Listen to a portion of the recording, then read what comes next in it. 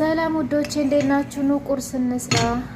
እኔ ያው ዛሬ ስሌስ ሰራሁኝ።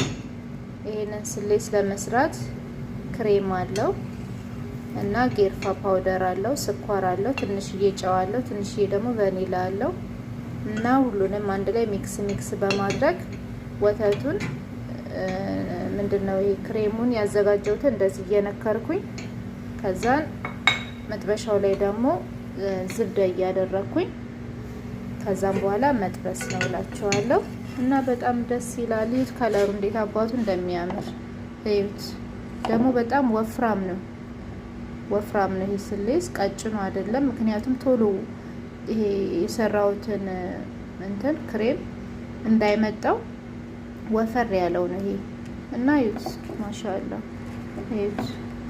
እና ከለሩ ብራውን የሆነው ያው እንዳልኳችሁ ዘይት ሳይሆን ያደረኩት ዝብዳ ነው እና ዝብዳው ደግሞ ውበት ይሰጠዋል። እና ደግሞ እሳቱን በጣም መቀነስ አለባችሁ። አያችሁት እሳቱ፣ ምክንያቱም ቶሎ ረር ብሎ ከላይ ውስጡ ክሬሙ ሊኖር ይችላል። ይሄ የሰራውት ግብአት ማለት ነው እና በጣም አሪፍ ነው። ሞክሩት ውዶቼ። እና ደግሞ በጣም ይጣፍጣል። ቴስቱ ቤቱን ራሱ አውዶታል።